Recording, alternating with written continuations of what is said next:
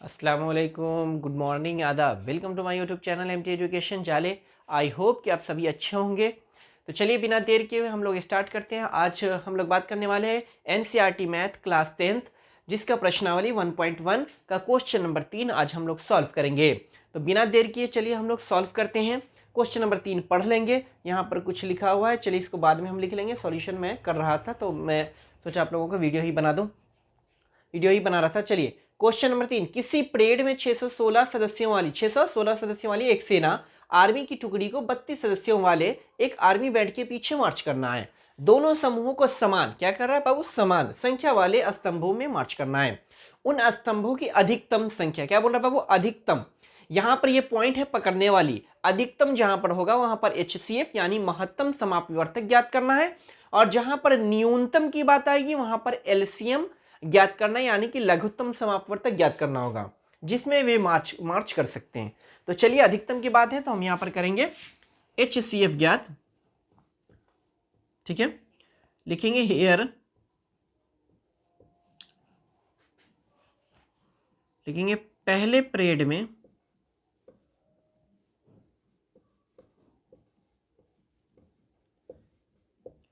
सदस्यों की संख्या सेना के सदस्यों की संख्या लिखेंगे सेना के सदस्यों की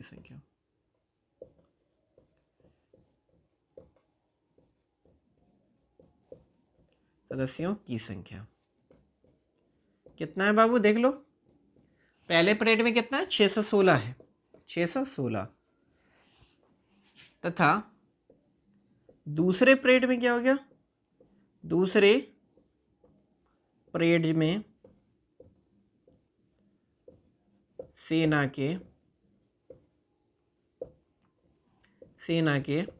सदस्यों की संख्या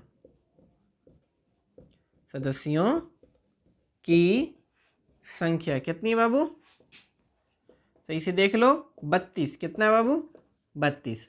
आप लोगों को याद होगा कि हम लोग HCF इसका कैलकुलेट करेंगे। क्या करेंगे बाबू, HCF क्या करेंगे, HCF। तो HCF का हम वर्किंग भी करते हैं, तो याद होगा आप लोगों को। लिखेंगे यहां पर नाउ।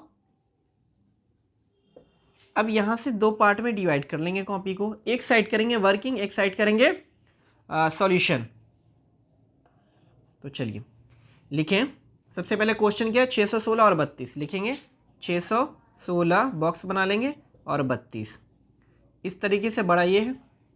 इधर नाम देंगे वर्किंग, जो कि हम लोग वर्किंग करते ही है। तो क्या करेंगे, 32 से डिवाइड करेंगे 616 में।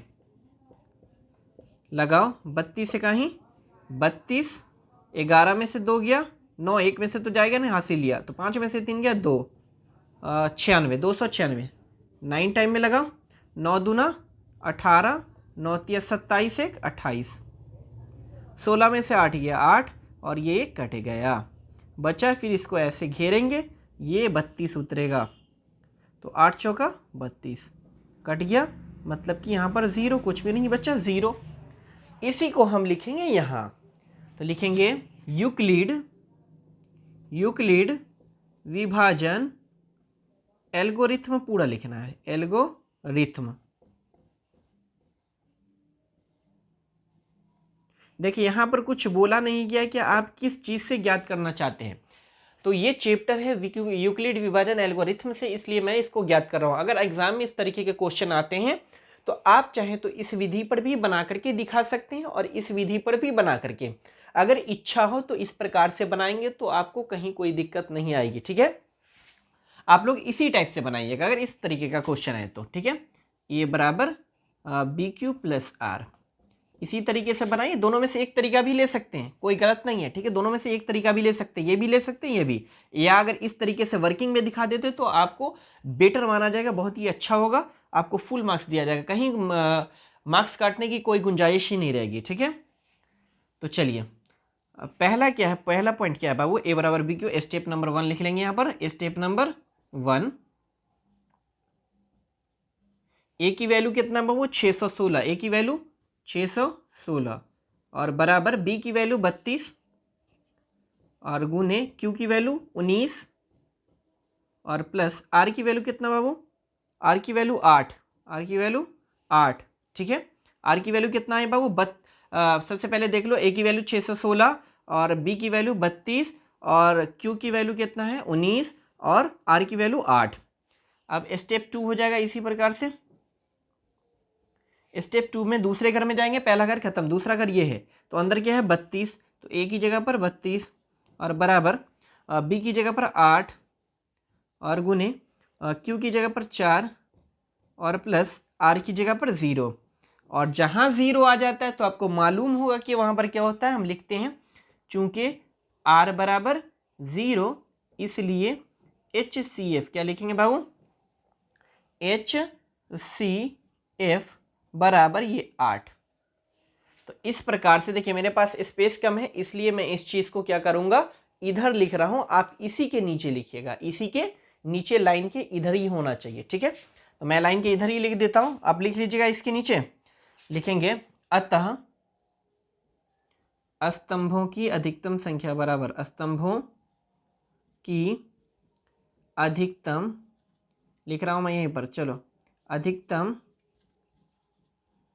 संख्या बराबर 8। कितना बाबू, 8, ये हमारा हो गया आंसर। आप चाहें तो इस तरीके से लिखना चाहें तो इसमें भी आप लिख सकते हैं, ठीक है। इस तरीके से भी बना करके लिख देगा, आधा HCF बराबर 8, इसलिए स्तंभों की अधिकतम संख्या बराबर 8 जिनमें वे मार्च कर सकते हैं, ठीक है। तो इस तरीके से हमारा क्वेश्चन सॉल्व हो गया, आप स्क्रीनशॉट ले सकते हैं। चलिए, वीडियो अच्छा लगा तो वीडियो को लाइक कीजिए, चैनल को सब्सक्राइब कीजिए, दोस्तों को भी शेयर कीजिए। चलिए मिलते हैं अगले वीडियो में इंशाल्लाह। अस्सलाम वालेकुम।